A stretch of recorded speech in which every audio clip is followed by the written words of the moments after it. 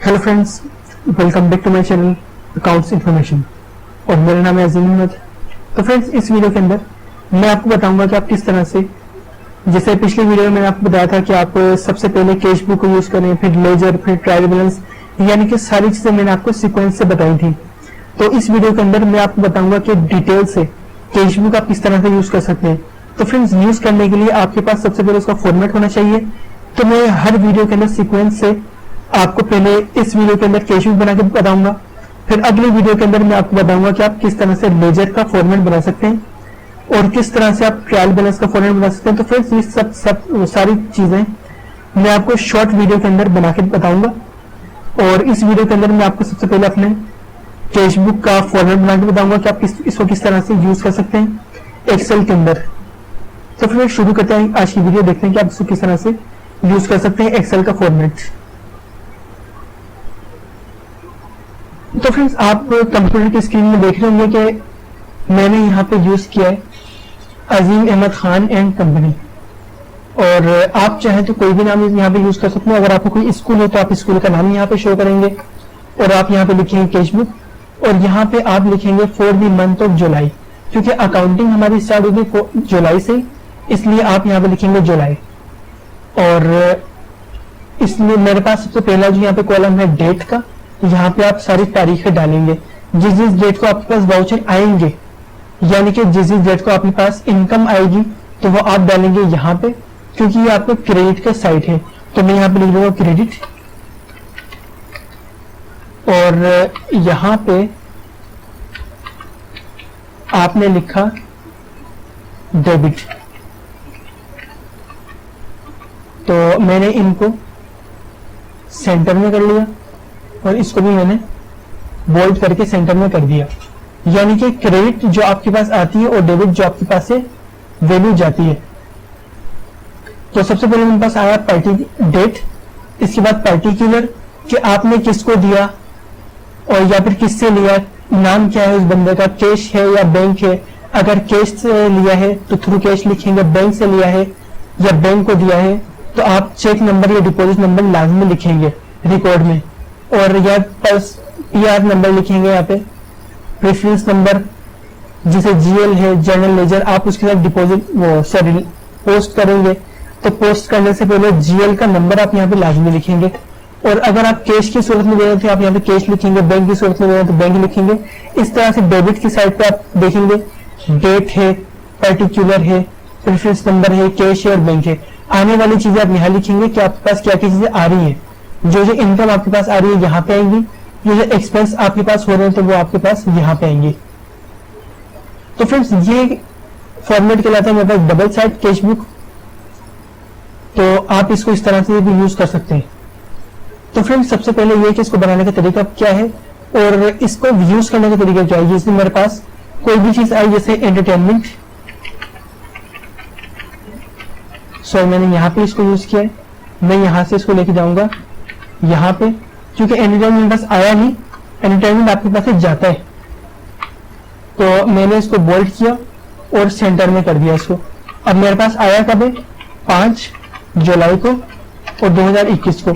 अब मैं यहाँ लिखूंगा, मैं डेट को सही कर दूं यहाँ पे,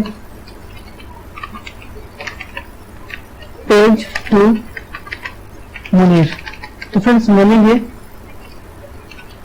मुनीर को दिया फॉर स्टाफ। तो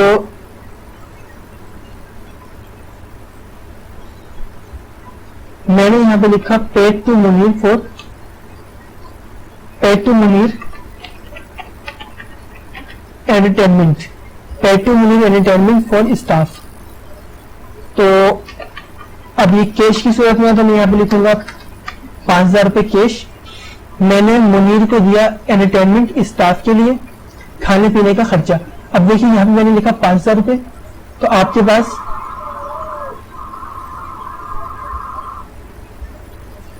5000 रुपए यहाँ पे एक्सपेंस के अंदर शो हो रहे हैं, लेकिन आपके पास यहाँ माइनस में शो हो रहे हैं। क्यों? क्योंकि आपके पास कुछ आया नहीं है। आपने पहले दिखा दिया कि आपके पास ये चीज जा रही है। अब मैं कहता हूं कि भाई मेरा स्कूल है और स्कूल के अंदर मेरे पास कुछ इनकम आ रही है, तो अब मैं यहाँ पे लिखता हूं ट्यूशन फी। अब ट्यूशन फी का मेरे पास फॉर एग्जांपल जीएल नंबर है, यहां पे मैंने लिखा GL 8 और मेरे पास डेट है 2/7/2021 और मैंने यहां पे लिखा रिसीव्ड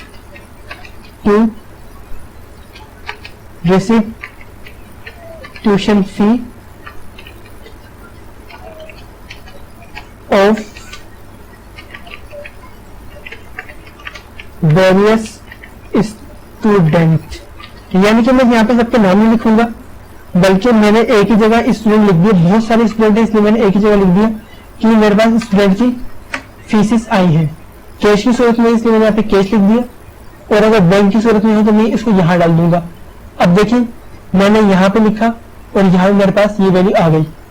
एक्सपेंस हुआ मेरे पास 5,000 रुपए का, तो यहाँ पे 5,000 रुपए आ गए। अब इनकम मेरे पास आई 80,000 रुपए, एक्सपेंस हुआ है 75,000 रुपए, एक्सपेंस हुआ 5,000 रुपए। अब आप 80 में से 75 को निकालेंगे तो बचे कितने आपके पास?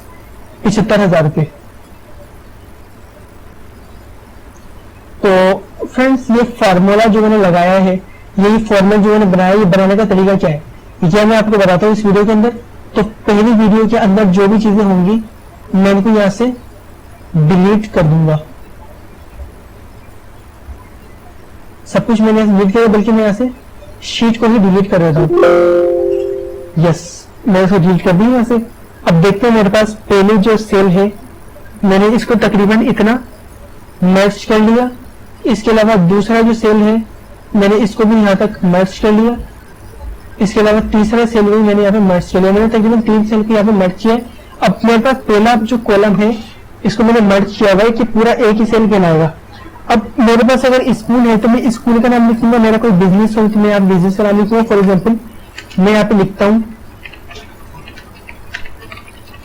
अजीम Ahmad Khan and company.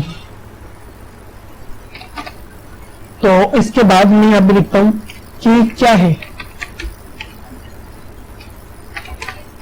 Cashbook है, तो मैंने यहाँ कैशबुक लिखा। इसके अलावा मैंने यहाँ पे लिखा for the month of July, क्योंकि हमारा अकाउंट जो है जुलाई से स्टार्ट होता है। अकाउंट्स का जो पीरियड होता है हमारा वो होता है जुलाई टू जून।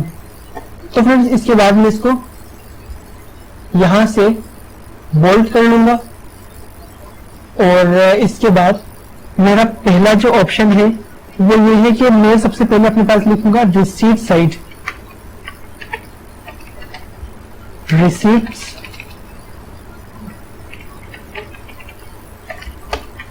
और दूसरा है मेरे पास पेमेंट।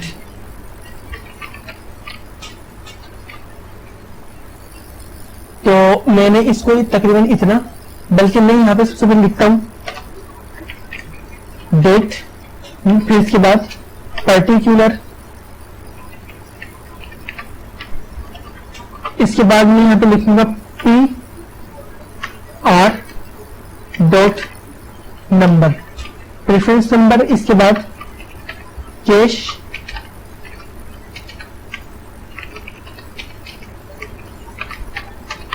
और यहां मैं लिखूंगा बैंक।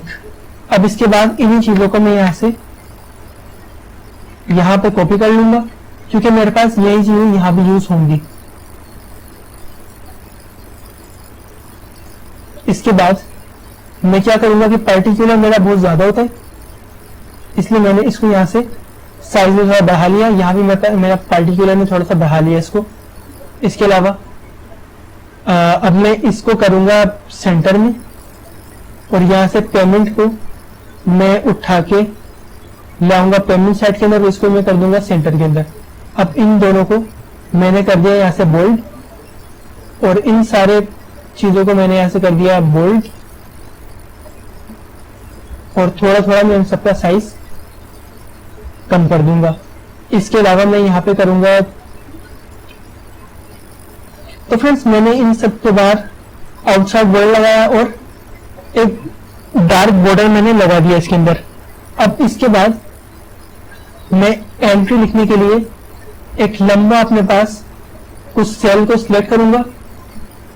इस तरीके से। और आपने देखा कि मैं यहां पर भी बिल्कुल यही काम करूंगा इधर, कि यहां पे मैंने सबसे पहले लिया ऑल बॉर्डर्स, इसके बाद चारों तरफ मैंने लगा दिया थिक बॉर्डर।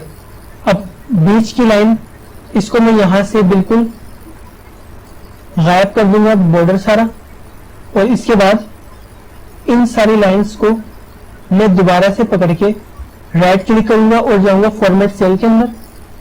अब इसके बाद फॉर्मेट सेल मेरे पास आएगा, यहां पे आया मेरे पास बॉर्डर। अब आउटलाइन मुझे चाहिए, मुझे ऊपर का नहीं चाहिए, नीचे की कुछ नहीं चाहिए, बस मुझे चाहिए डार्क लाइन, वो भी एक लेफ्ट और एक राइट साइड, बस। ये देखिए कंप्लीट हो गया। अब मैंने इसको यहां से पकड़ के थोड़ा सा कम कर दिया, यानी कि खूबसूरती के लिए खाली। अब मैंने इसको यहां से थोड़ा साइज बढ़ा दिया, बल्कि थोड़ा सा मैं इसको कम कर लेता हूं, 28।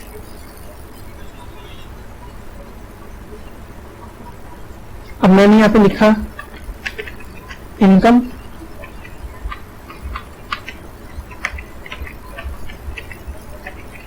एक्सपेंडिचर। अब इसको मैंने बोल्ड करके सेंटर में कर दिया, इसको मैंने बोल्ड करके सेंटर में कर दिया। अब देखिए फ्रेंड्स, ये मेरे पास कैश बुक तैयार हो गई है। ये देखिए कैश बुक मेरा तैयार है। अब मुझे करना क्या है कि इसके अंदर फार्मूला लगाना है। मैंने क्या किया, यहाँ पे इक्वल टू, और मैं ऊपर से इसको पकड़ के लेकर आया, और बल्कि मेरे पास ये फार्मूला सही नहीं लगेगा, बल्कि मैं यहाँ पे करता हूँ सम, ब्रैकेट ओपन, और मैंने रेंज सिलेक्ट करी। तो मैं बल्कि इसको यहां पे नहीं, मैं इसको कैश के कॉलम में लगाऊंगा।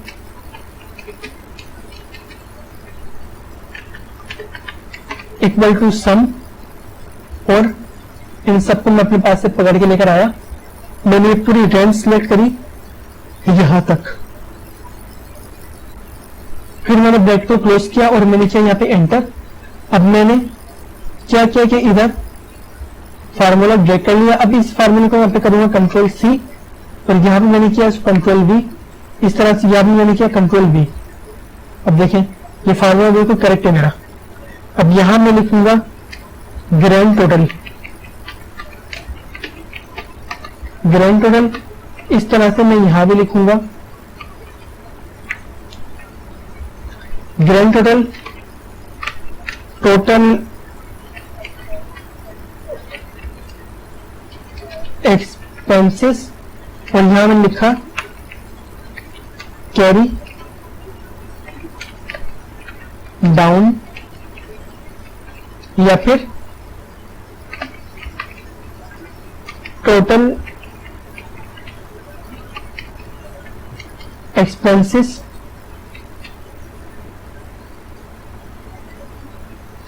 या फिर फ्रेंड्स मैं यहां पे ये भी लिख सकता हूं कि मेरे पास नेट प्रॉफिट या फिर प्रॉफिट।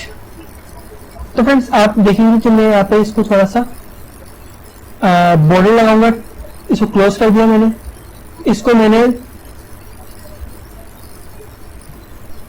ये वाला बॉर्डर लगा दिया। अब मैं इसको थोड़ा सा पकड़ के ऊपर ले जाऊंगा। इसके बाद यहां पर भी मैं एक बॉर्डर लगाऊंगा इस तरह का। अब इसके अंदर आएगा क्या, अब जब मैं सबसे पहले मेरे पास आएगा नेट प्रॉफिट।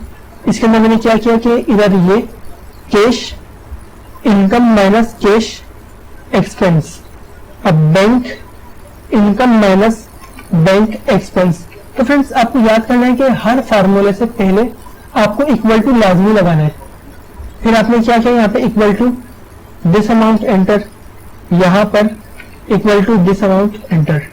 अब आपने क्या किया इधर कि आपके पास कोई इनकम आई, जिसमें मेरे पास 2 तारीख को आई tuition fee,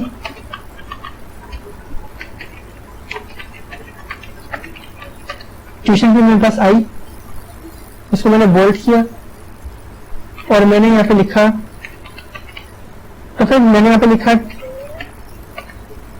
tuition fees bye student. तो तो जीएल में लिखूंगा यहाँ पे जीएल तकरीबन 8 जो होगा मेरा 50,000 रुपए की मेरे पास इनकम आई है। और एक्सपेंस मेरा हुआ है एंटरटेनमेंट,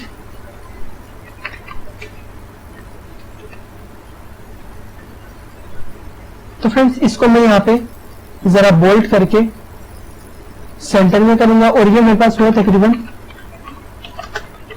5 तारीख को। और मैं यहाँ पे लिखूंगा paid to Javed for entertainment for staff. अब एंटरटेनमेंट मेरे पास फॉर एग्जाम्पल 37 है और कितने का है 5,000 रुपए का। इसके अलावा कुछ यूटिलिटीज आती है मेरे पास, बल्कि यूटिलिटीज का एक्सपेंस है मेरे पास। और मैं इसको यहाँ पे लिखूंगा तकरीबन 7 तारीख, बल्कि मैं यहाँ पे करूंगा 4 तारीख 7वां महीना 2021। और मैं यहाँ पे लिखूंगा paid to gas bill for the month of June, यानी कि जून का बैलेंस में जुलाई में दे रहा हूं। और इसका मेरे पास फॉर एग्जाम्पल हेड है 27 और ये मेरे पास एक्सपेंस हो रहा है तकरीबन पूरे महीने का 25,000 रुपये। अब मेरे पास कुछ इनकम आती है तकरीबन 6 तारीख को इनकम आती है किस मद में, एडमिशन फी। एडमिशन फी को मैं जरा बोल्ड करके सेंटर में कर देता हूं और मैं इसको लिखूंगा यहाँ पे received admission fee by very student. अब मेरे पास ये भी इनकम आ रही है GL1 में और इसका टोटल इनकम है मेरे पास 1 लाख रुपए। अब मैं यहां से इसको कॉमन आके अकाउंटिंग की शेप में देता हूं। अब देखें मेरे पास 1 लाख और 50,000 कितने हो गए 1.5 लाख रुपए। बैंक में कुछ नहीं आया इसलिए यहाँ पे 0 है। इसके बाद एंटरटेनमेंट में मेरे पास कितना खर्चा हुआ 5,000 रुपए और 25,000 रुपए, 30,000 रुपए बैंक में मेरा कोई खर्चा नहीं हुआ। अब 1.5 लाख में से 30,000 रुपए को माइनस करें 1,20,000 बनता है, बचता है ये आपका कहलाएगा प्रॉफिट। तो फ्रेंड्स इस तरह से आप इसको तैयार कर सकते हैं। और अगर आप चाहें तो इसको मंथली बना सकते हैं, जैसे मैंने जुलाई बनाया, आप जून जुलाई अगस्त सितंबर अक्टूबर नवंबर दिसंबर यानी कि जून तक बनाएंगे, जुलाई से लेकर जून तक इसको बना सकते हैं अलग अलग शीट के अंदर। तो फ्रेंड्स आज की मेरी वीडियो तक थी। अगर आप वीडियो में कोई बात पूछनी है तो कोई बात आपको समझ में नहीं आ रही तो फ्रेंड्स आप मुझसे कमेंट्स में लाइव पूछें। और फ्रेंड्स अगर इस वीडियो के बारे में कोई बात आप पूछनी है तो आप मुझसे कमेंट्स में लाइव पूछें। और अगर वीडियो आपको पसंद है तो इस वीडियो को लाइक करें, अपने दोस्तों को शेयर करें और फ्रेंड्स मेरे चैनल अकाउंट्स इन्फॉर्मेशन लाजमी सब्सक्राइब करें और साथ ही दिए गए बेल आइकन को प्रेस करें ताकि मेरी आने वाली वीडियो आपके पास बहुत पहुंचती रहे। तो फ्रेंड्स मिलते हैं नई वीडियो, जब तक के लिए अल्लाह हाफिज।